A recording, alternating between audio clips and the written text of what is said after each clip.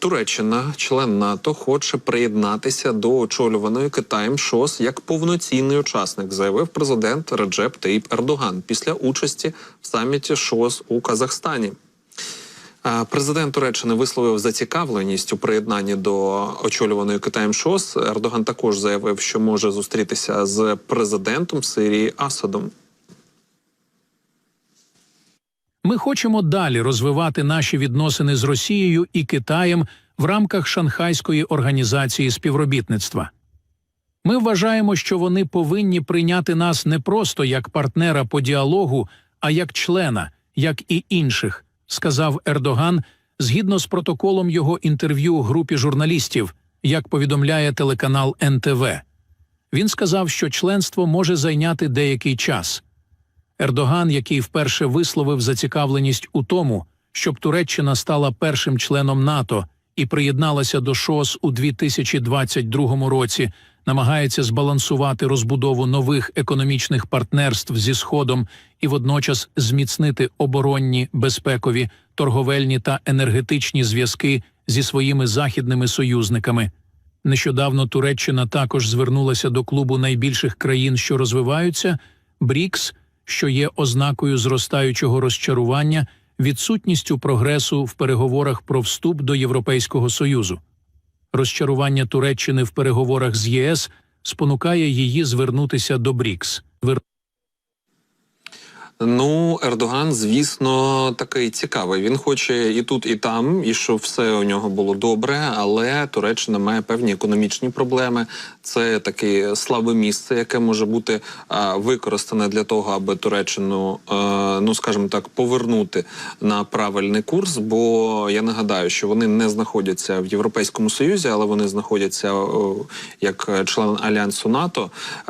Відповідно, мається на увазі вплив Сполучених Штатів і цього альянсу. І коли одна з країн каже, що вона хоче потіснити зв'язки, уміцнити ці зв'язки з основним ворогом Сполучених Штатів, Китаєм, і розвиватися саме в тому напрямку, я не думаю, що цю історію достатньо позитивно будуть сприймати і не будуть ставити Ердогана на місце. Тому що, ну, от навіть якщо розглядати його історію в розвитку в цьому векторі, то навіть Росія не дуже сильно Ердогана ставить в якусь міцну позицію. Вони про це самі кажуть, коли кажуть про переговори, ми ще до цієї теми дійдемо. Але я до того веду, що якщо навіть Росія не дуже сильно то й поважає Туреччину, бо ну там є певні свої проблеми, вони знають, що Ердоган на них непогано заробляє на всій цій війні, то що говорити про інші країни, зокрема і про Китай.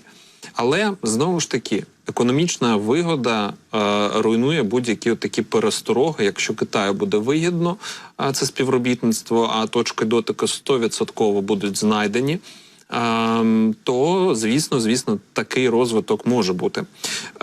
Його прагнення приєднатися до ШОС послідувало за переговорами з президентом Китаю Сі Цзіньпінем і Путіним напередодні зустрічі з президентом США Джо Байденом на полях саміту лідерів НАТО у Вашингтоні наступного тижня. ШОС налічує 9 постійних членів, включаючи Іран і Пакистан. Нагадаю, Туреччина хоче стати посередником для справедливого миру між Україною та Росією. Про це каже сам Ердоган. І це та тема, до якої ми повертаємося. Під час зустрічі з російським диктатором Путіним в Астані на полях 24-го саміту глав держав цієї Шанхайської організації співробітництва Ердоган наголосив, що Туреччина продовжуватиме докладати зусиль для забезпечення миру у своєму регіоні та в усьому світі. Ердоган також додав, що Туреччина може закласти основу для консенсусу щодо припинення війни між Росією і Україною, спочатку шляхом припинення вогню, а потім миру. Справедливий мир, який може задовольнити обидві сторони, можливий, підкреслив турецький президент. Але Росія не хоче миру, тому Ердогану так і відповіли. Турецький лідер Реджеп Таїп Ердоган не може брати участь у переговорах щодо врегулювання російсько-українського конфлікту як посередник, заявив прес-секретар президента Росії Пєсков. Ну, щодо президента Росії, тут також є питання, ніякий він не президент, це також було визначено і абсолютно логічно. Пєсков сказав, що ні, неможливо, відповідаючи на бажання Ердогана якось змінити ситуацію, ну і відповідаючи на запитання журналістів по цьому вектору.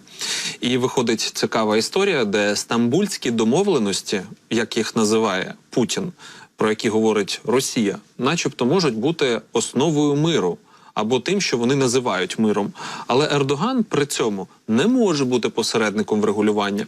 Дуже зручна позиція для росіян, знову ж таки, абсолютно алогічна, коли вони розуміють, що ці так звані стамбульські домовленості, чому так звані? Тому що вони абсолютно, ця Фількіна грамота нічого не вартує, і, ну, які домовленості, але вони їх так називають, бо прагнуть надати певну легітимність цьому процесу.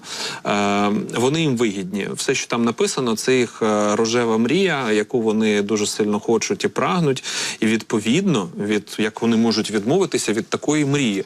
Звісно, вони кажуть, що стамбульські домовленості – це дуже круто, це дуже класно для них, вони хочуть далі продовжувати, імплементувати. Але коли Ердоган, який знаходиться теж в Стамбулі, каже, що він теж хоче миру, хоче якось врегулювати ситуацію, вони йому кажуть, ні-ні-ні, той мир, який ти нам пропонуєш, ми такий мир і тебе з цим миром взагалі слухати не будемо, не розглядаємо, тому ні. І це двояка, знаєте, позиція, коли потрібно, то стамбульські домовленості – це дуже круто, а коли не потрібно, то Ердоган іди гуляй. Це абсолютно типова позиція для росіян, але, знову ж таки, не дуже, скажімо так, дипломатично, гарно вони поводяться зі своїм союзником. Хоча, знову ж таки, тут з Туреччиною дивна ситуація. Сьогодні Путін казав на зустрічі з Орбаном, що їм там хтось заважає з Туреччиною будувати відносини. Ну, звісно, натякаючи на Альянс НАТО, на Євросоюз, на Сполучені Штати. Але, можливо, це саме Пєсков дуже сильно заважає будувати ці відносини, тому що дає такі недолугі коментарі, абсолютно не дипломатичні і взагалі-то деякою мірою навіть зневажливі. Ну, от така, друзі, ситуація. Давайте ще пройдемо. Ми до Орбана також будемо повертатися, до тих підсумків, хоча там, в принципі, все плюс-мінус зрозуміло. Давайте поговоримо ось про яку цікаву новину. Марін Ле Пен заблокує відправлення французьких військ в Україну в разі перемоги. І цей заголовок вже натякає на певну цікаву картинку. Тобто, а планувалось таке? Хочеться запитати. Якщо так, то цікаво. Ну, звісно, ми пам'ятаємо заяви французького лідера Макрона про те, що для нього немає червоних ліній, але заяви то одне, а дії то інше. В будь-якому разі ми бачимо заголовок з такою новиною і, можливо, Ле Пен щось знає. Лідер національного об'єднання Марін Ле Пен заявила, що в разі перемоги на виборах прем'єр-міністр від її правої опозиційної партії заблокує відправлення французьких військ в Україну, пише видання Bloomberg. Якщо Еммануель Макрон хоче відправити війська в Україну, а прем'єр-міністр проти, то ніяких військ в Україні не буде. Останнє слово за прем'єр-міністром, сказала вона. В інтерв'ю CNN Ле Пен заявила, що дозвіл для Києва на використання поставлених Францією ракет великої дальності на території Росії також буде скасовано.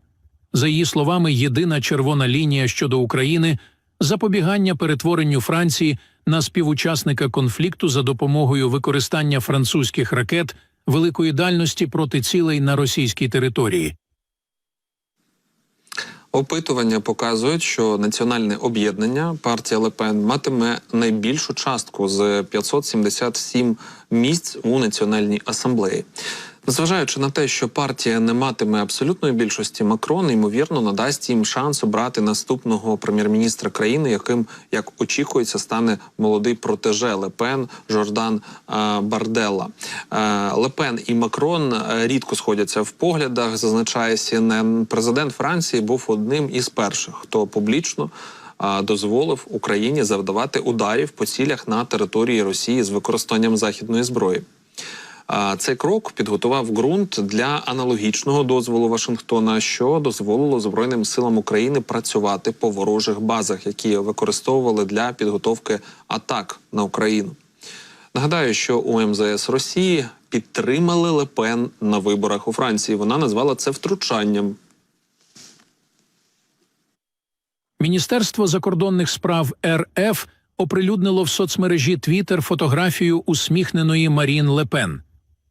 Народ Франції прагне суверенної зовнішньої політики, що відповідає його національним інтересам і до відмови від диктату Вашингтона і Брюсселя, написало російське відомство у підписі до фото. Також у МЗС РФ додали, що французькі чиновники не можуть ігнорувати такі настрої серед громадян.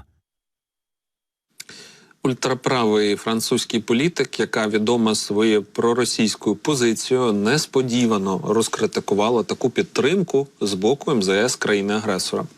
Цитую: «Я думаю, що це провокація і, до речі, можливо, також невелике втручання. Тому що, коли ви робите такий твіт, такий показний, такий провокаційний, це можна порівнювати з втручанням», заявила Ле Пен. Вона додала, що рішення ухвалює не Кремль, а французький народ. Тим часом, два опитування прогнозують, що партія Ле Пен все ж не отримає абсолютної більшості.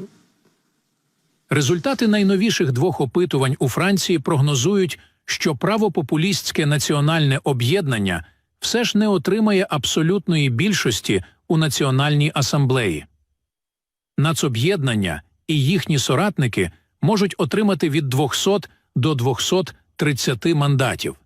Це буде для них блискучою перемогою порівняно з попереднім складом, де нацоб'єднання мало лише 89 представників, проте недостатньо для абсолютної більшості, чого прагнув формальний лідер партії Жордан Барделла, зокрема називав це умовою свого прем'єрства.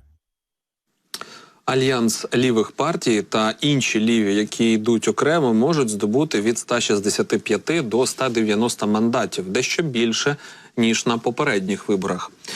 Про президентському блоку прогнозують болючу поразку з результатом від 120 до 140 місць порівняно з 245 місць у попередньому скликанні.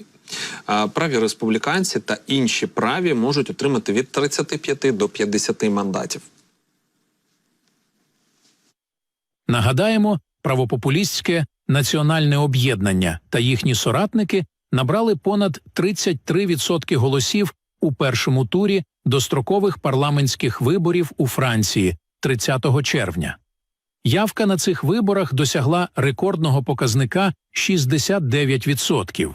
Макрон після оголошення проміжних результатів закликав до демократичного єднання у другому турі, щоб протистояти ультраправим. За підсумками виборів у Франції, вперше з 1990-х років може скластись ситуація, коли президент і уряд належать до різних політичних таборів.